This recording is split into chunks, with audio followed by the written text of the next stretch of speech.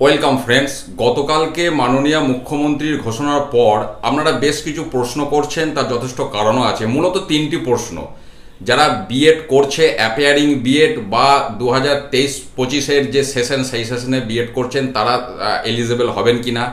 পাশাপাশি teaching experience নিয়ে আপনারা অনেকে মন্তব্য করছেন, আবার এজ রিল্যাক্সেশন নিয়েও আপনারা অনেকে জানতে চাইছেন। তো এই তিনটি বিষয় আমি এই ভিডিওতে ডিসকাস করব। প্রথমত হচ্ছে বিএড, যারা অ্যাকচুয়ালি ফ্রেশার্স তাদেরই এটা মূলত প্রশ্ন, কারণ ইন সার্ভিস যারা আছেন তাদের তো বিএড অলরেডি আছে।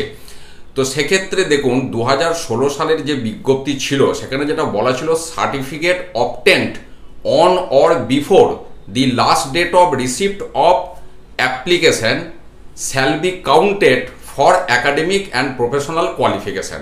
যার বাংলা অর্থ এটাই দাঁড়ায় যে অনলাইন বা অফলাইন যেবার যেমন নিয়ম থাকে, আবেদনের শেষ দিন, সেই দিন পর্যন্ত যার যা ডিগ্রি হবে সেটা কাউন্ট করা হবে। অর্থাৎ ধরুন এবছর যেটা মাননীয় মুখ্যমন্ত্রী ঘোষণা করেছেন যে অনলাইন আবেদনের শেষ তারিখ হচ্ছে 14ই জুলাই 2025। তার মানে 14ই জুলাই পর্যন্ত ধরুন কারোর হয়তো মাস্টার ডিগ্রি কমপ্লিট হয়ে গেল, 14ই জুলাই হলেও হবে। তো সেক্ষেত্রে তিনি সেই মাস্টার ডিগ্রির জন্য একাডেমিক নম্বরটা পাবেন। বা কারোর হয়তো বিএড 14ই জুলাইয়ের মধ্যে কমপ্লিট হলো, তিনি সেই বিএডটার জন্য প্রফেশনাল কোয়ালিফিকেশনের যে মার্কস সেটা তিনি পাবেন। এটা ছিল 16-র বিজ্ঞপ্তি অনুযায়ী আমি ব্যাখ্যা করলাম।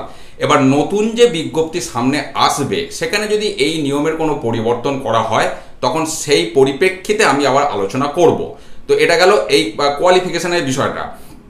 এবারে এজ রিল্যাক্সেশন নিয়ে আপনারা অনেকে বলছেন যে অ্যাকচুয়ালি 16-র বিজ্ঞপ্তিতেও বলা ছিল যে ইন সার্ভিস টিচারদের ক্ষেত্রে বয়সের ঊর্ধ্বসীমা 55 বছর। তাহলে স্বাভাবিকভাবেই আপনাদের মধ্যে যে প্রশ্নটা জাগছে যে তখন যারা ফ্রেশার্স হিসেবে পরীক্ষায় বসে চাকরি পেয়েছিল, ফ্রেশার্সদের বয়সের ঊর্ধ্বসীমা হচ্ছে 40। তাহলে তাদের বয়স 40-এর মধ্যেই ছিল, 10 বছর মাঝখানে পেরিয়ে গেছে, তাহলে এখন তাদের বয়স 50-এর মধ্যে। তাহলে তাদের জন্য তো 55 বছরের ঊর্ধ্বসীমা এমনিই আছে। তাহলে সেক্ষেত্রে এজ রিল্যাক্সেশনের কি প্রয়োজন? এখন দেখুন, এই যে এসএসসি 2016 মামলা, মূল যারা মামলা করেছিল, অর্থাৎ যারা পরীক্ষা দিয়ে চাকরি পায়নি, তাহলে তারাও তো এবছর ফ্রেশার্স হিসেবে পরীক্ষায় বসবে। যদিও সুপ্রিম কোর্টের জাজমেন্টে কারা পরীক্ষায় বসতে পারবে সেটা বলা হয়েছিল, তাদের এজ রিল্যাক্সেশন দেওয়ার কথাও বলা হয়েছিল, কিন্তু যারা চাকরি পায়নি 16 সালে তারাও পরীক্ষায় বসবে। তাহলে তারা তখন ফ্রেশার্স হিসেবে বসেছিল, এখনও তারা ফ্রেশার্স হিসেবেই বসবে। ফ্রেশার্স মানে আদার দ্যান ইন সার্ভিস, আমি এটা বলতে চাইছি।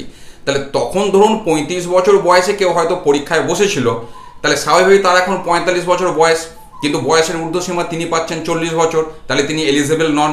তো সেক্ষেত্রে আমার যেটুকু ধারণা যে এই যে এজ রিল্যাক্সেশনের ব্যাপারটা বলা হয়েছে, এটা এসএসসি 2016-তে যতজন ক্যান্ডিডেট ছিল প্রত্যেকের জন্যই এটা প্রযোজ্য হবে। যে কারণে এজ রিল্যাক্সেশনের ব্যাপারটা বলা হয়েছে, এটা অবশ্যই আমি আমার ধারণা থেকে বলছি, আপনারা সহমত কিনা সেটা বলবেন। তো এটা গেল এজ রিল্যাক্সেশনের বিষয়।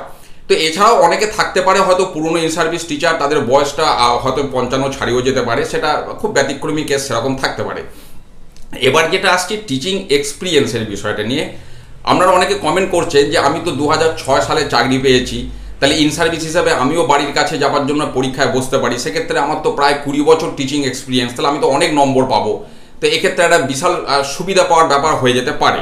প্রশ্নটা যথার্থ, এটা আমি প্রথমেই বলি। এবারে কি নিয়মটা করবে সেটা তো আগে দেখতে দিন। যদি দেখা যায় ধরুন যে টিচিং এক্সপিরিয়েন্সের জন্য মোট 10 নম্বর রাখা হয়েছে, এবারে স্ল্যাবটা যদি এরকম করা হয় যে 2 বছর পর্যন্ত যাদের টিচিং এক্সপিরিয়েন্স তাদেরকে 3 দেওয়া হবে, 2 বছর বা তার বেশি 5 বছরের কম যাদের টিচিং এক্সপিরিয়েন্স তাদেরকে 6 নম্বর দেওয়া হবে, আর যাদের 5 বছর বা তার বেশি তাদেরকে 10 নম্বর দেওয়া হবে। এবারে বিষয়টা বোঝার চেষ্টা করুন। এসএসসি 2016 রিক্রুটমেন্টগুলো হয়েছিল 2019 সালের মার্চ এপ্রিল মাস করে, টিচারদের আমি কথা বলছি। তো তাহলে তাদের তো টিচিং এক্সপিরিয়েন্স 6 বছর হয়ে গেছে, তার মানে 5 বছর ক্রস করে যাচ্ছে, তাহলে প্রত্যেকেই 10-এ 10 পাবে।